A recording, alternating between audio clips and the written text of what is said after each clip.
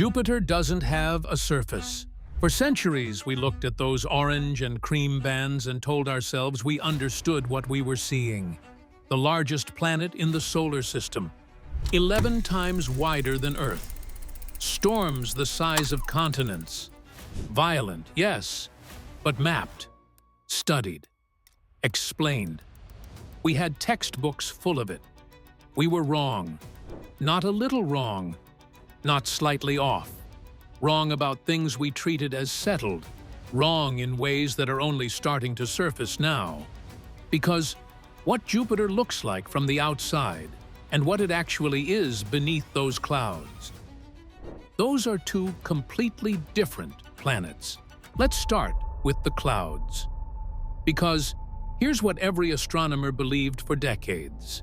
Jupiter's famous bands, those pale, rust-colored stripes visible through even a backyard telescope, are made of ammonia ice, frozen crystals floating in the upper atmosphere. We put it in textbooks. We built models around it. Open any astronomy book from the last 50 years, and you'll find it stated as fact.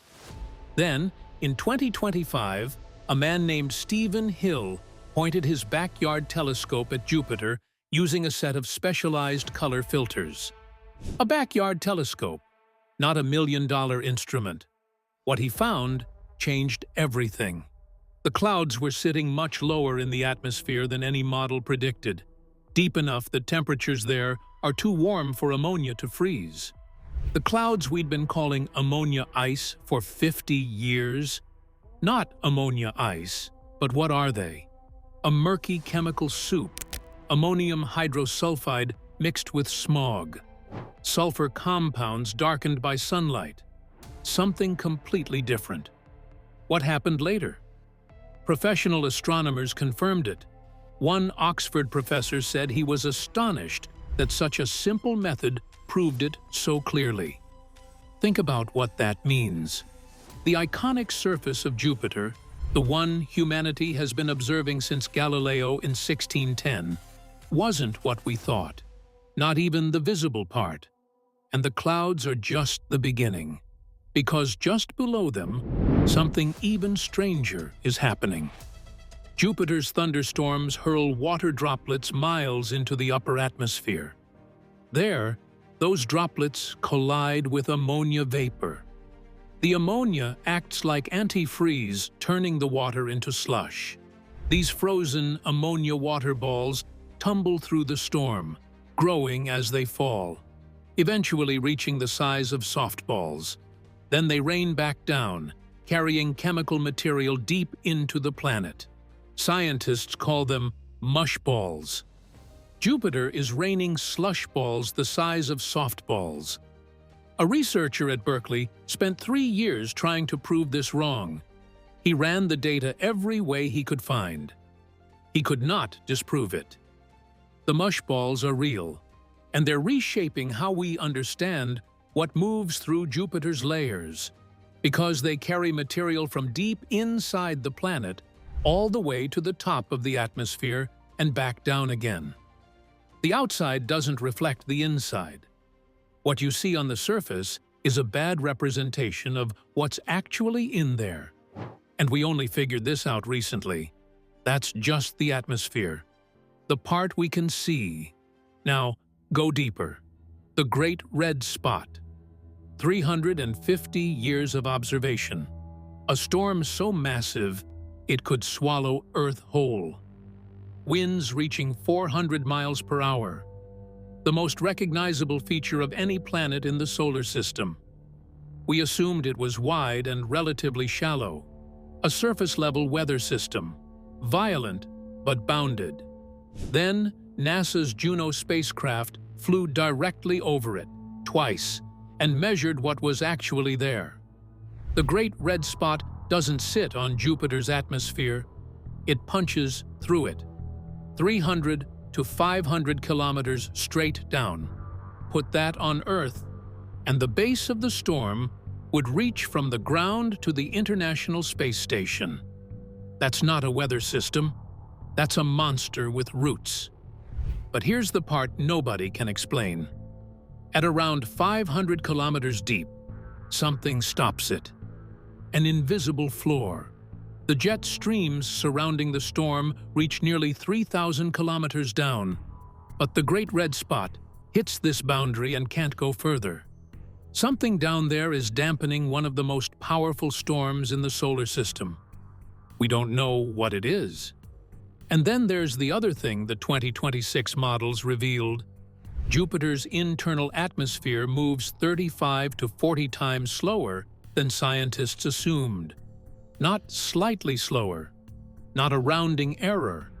A single molecule drifting through one atmospheric layer takes weeks to travel through it. Not hours, weeks. Every circulation model we built, based on the wrong speed, every prediction about how gases mix, how heat moves, how water distributes, built on a number that was off by a factor of 40. Go deeper still.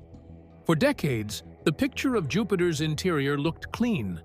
A small, solid, dense core at the center, maybe 10 times Earth's mass. Then, liquid metallic hydrogen wrapping around it. Then, the atmosphere on top. Layered, structured, logical.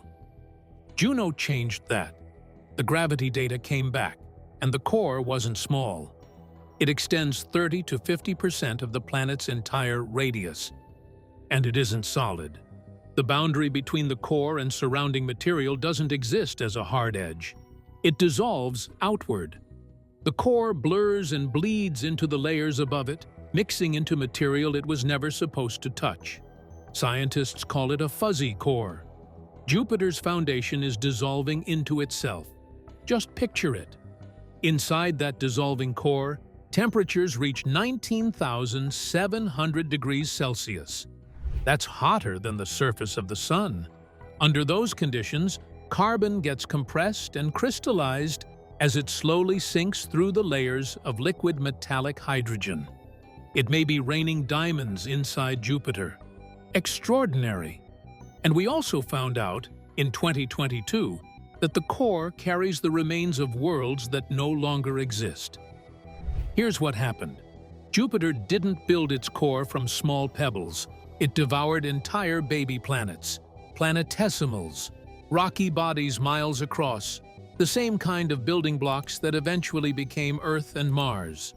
Between 11 and 30 Earth masses of them, still embedded inside Jupiter, cannibalized 4.5 billion years ago. Then, in early 2026, new models revealed something else.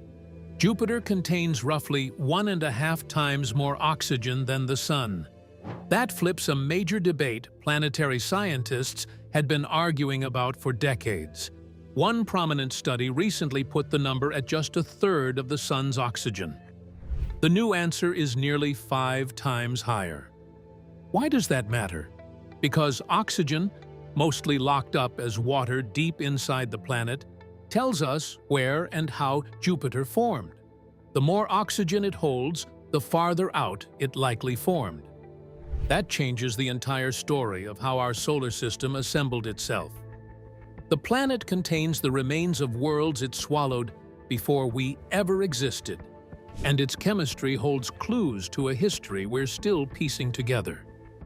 Something always breaks, and something always begins. That same planet, the one that ate worlds and dissolved its own core, it's also the reason Earth is here. Jupiter didn't always orbit where it does today.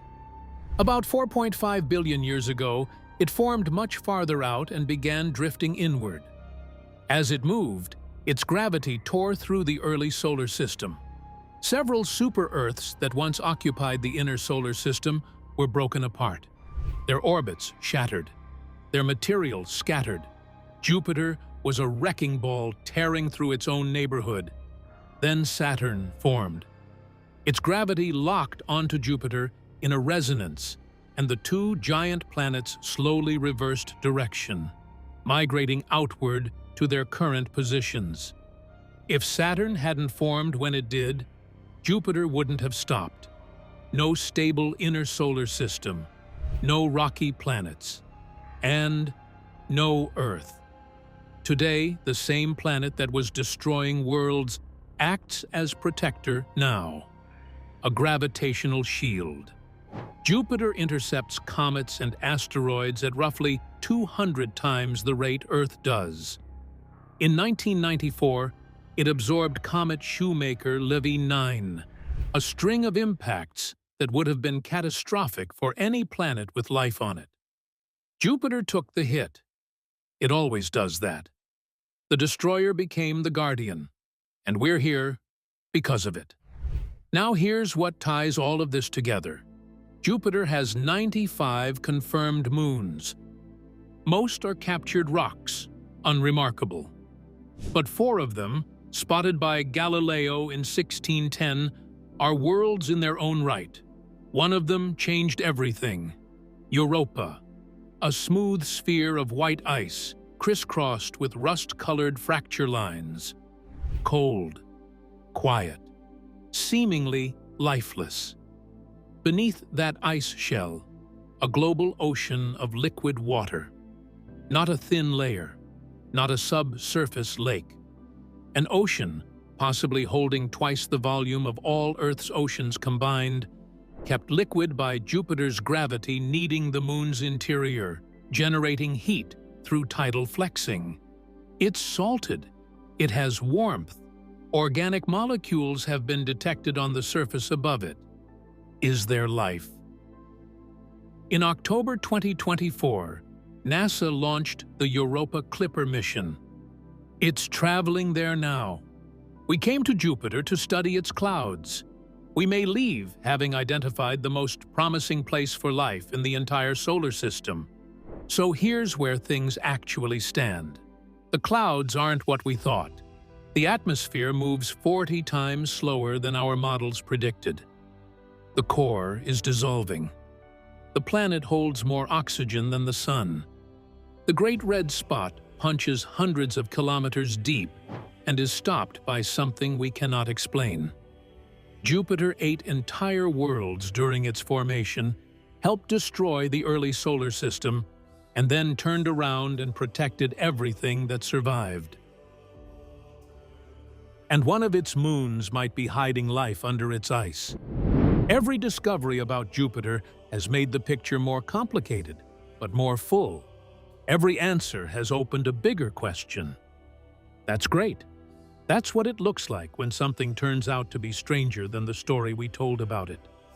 Jupiter is the oldest planet in the solar system. It shaped everything around it. For over 400 years, we pointed telescopes at those orange and cream bands and told ourselves we were beginning to understand it. Jupiter has spent 400 years proving us wrong. The most recent discoveries are from 2025 and 2026. Right now, today, we are still uncovering its nature. And it's nothing like we thought.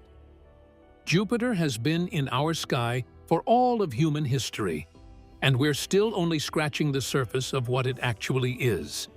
If that kind of discovery is what you're here for, subscribe. We're not done looking, and neither is the universe.